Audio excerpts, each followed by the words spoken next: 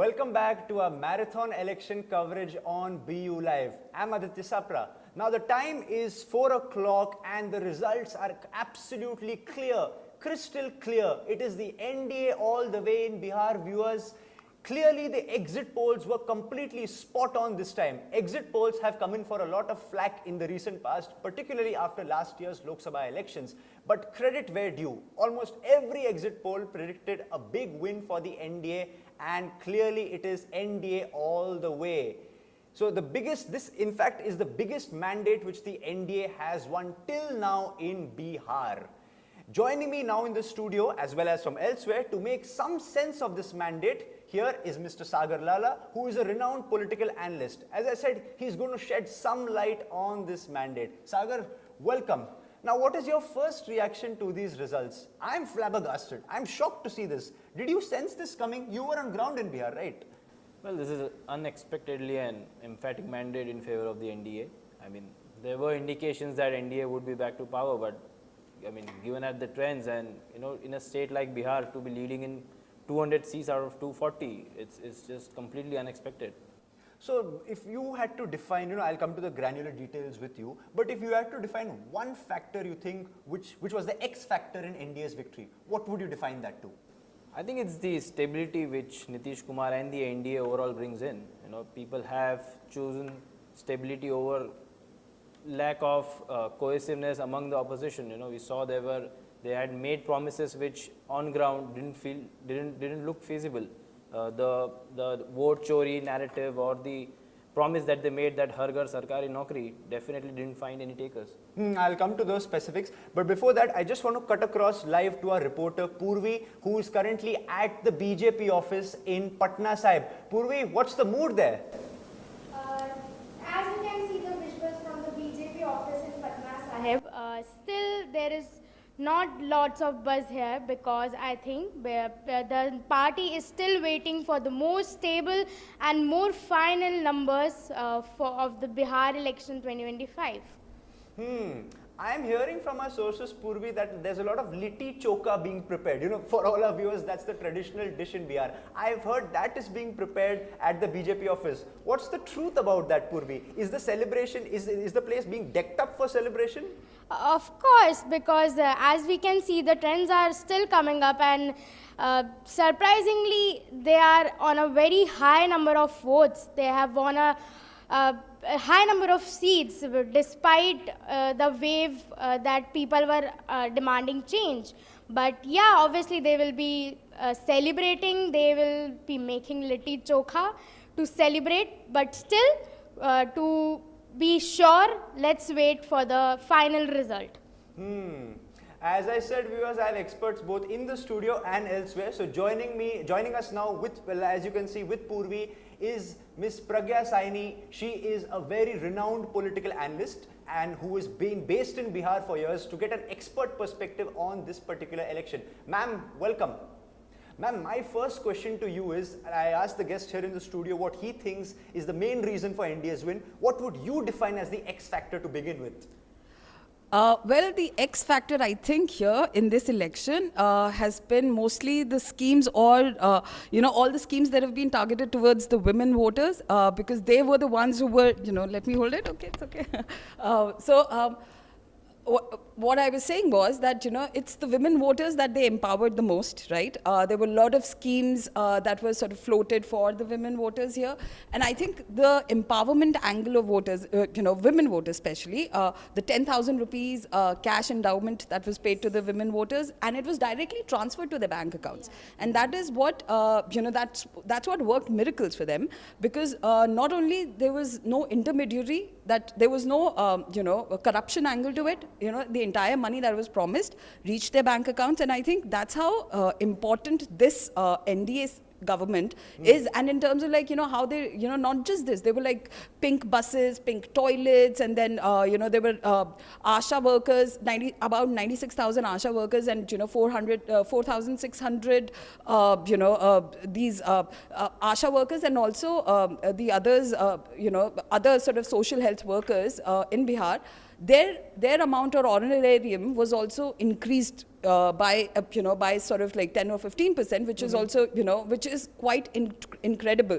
So I think all in all, the NDA, like the JDU for that matter, they first started empowering women when they first came into power with the bicycle scheme, right? With, where 2,000 or 3,000 rupees were given to all the women, eligible women, and girls and, other sort of women, every woman of the state. And how they could do it was that it gave them mobility. It gave them empowerment, and I think that is what is stuck with these guys, right? Okay, so you're saying women are the X factor. Just a follow-up question on that. Yes. In this election, we saw both Nitish Kumar and Prime Minister Modi constantly talk about a certain jungle raj which existed in Bihar before Nitish Kumar came to power.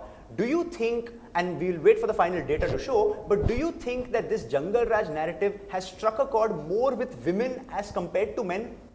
Of course, I think it's also the thing that the whole idea, the haunting memory of that phase, right, where there was rampant violence and insecurity. There was no sense of security among the people, right?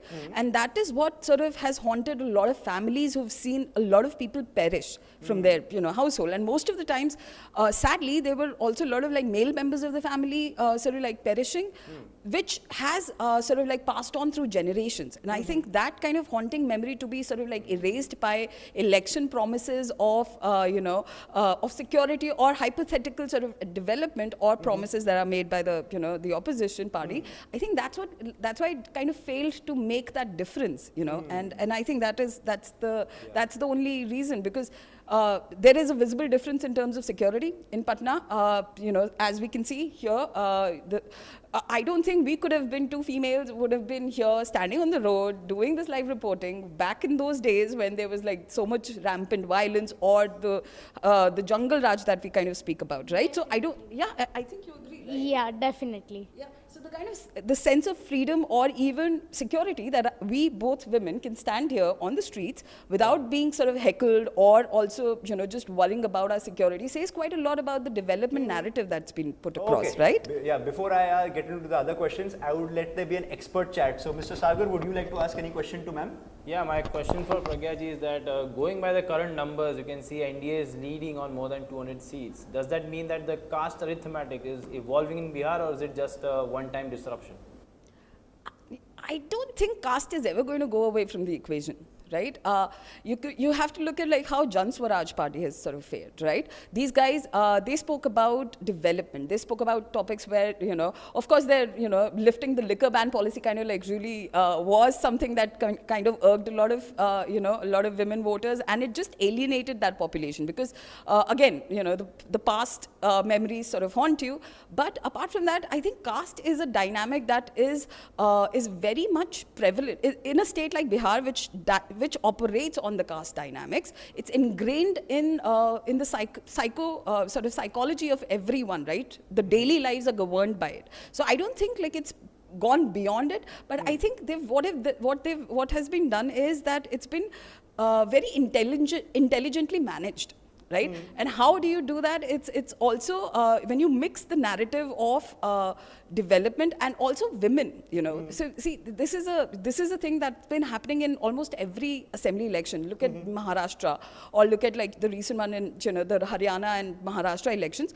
All the schemes have been in Delhi as well, right? So all the schemes are mostly targeted towards the women. And this time around also, they're mobilizing women. They know that they're the ones who will most likely be very loyal to you. They also would be caste determined. But the fact that, that general sort of idea of women empowerment has a very, it's been sold very intelligently to a lot of people, right? Purvi, I would request if our reporter has any question. Purvi, over to you.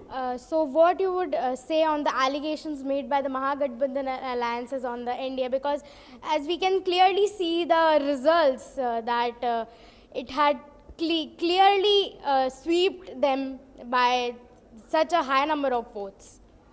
Right, it's kind of incredible, the whole vote chori allegation. The fact that it's that BJP right now, like they contested over 100 seats, like 101 seats, and they're leading almost in like more than 95. Right now, how incredible a fact that is, right? So it just kind of makes your mind sort of like go into that direction. It's too incredible to be like true, and it's fascinating, right? But at the same time, it's also because. What they had, vote chori was like the only plank that they were surviving on, right? Whenever you go into like a state election, hyper-local issues are also very important, right? This had a very national narrative to it. It wasn't sort of local, and hyper-local issues wherein to an ordinary person in Bihar. What issues matter to him? Am I addressing that? I don't think that they were able to make that connection. Okay, so you're saying this vote chori narrative of Rahul Gandhi has basically failed. Interesting. Now, thank you so much, ma'am, for joining us, and to our reporter Purvi. Purvi, please do get us live updates as to when the celebration is going to kickstart. Definitely. We're all really interested to hear them. Now, to my guest here in the studio, Sagar, let's look at some of the hot seats in this election. In Raghopur, you have Tejaswi Yadav leading currently by 1,186 votes against BJP's Satish Kumar. Then in Tarapur, you have Samrat Chaudhary, the Deputy Chief Minister, leading by 32,454 votes versus Arun Kumar of the RJD. Then in Mahua, you have Sanjay Kumar Singh of the LJP leading by 31,830 votes versus Mukesh Kumar Roshan of the RJD. Then in Kutumba, you have Lallan Ram of the Hindustani Awam Morcha Secular leading by 12,643 votes. Then when you come to Amur, you have Akhtarul Iman of the AIMM leading by 38,928 votes. Then in Ali Nagar, you have Maithili Thakur of the BJP leading by 8,601 votes.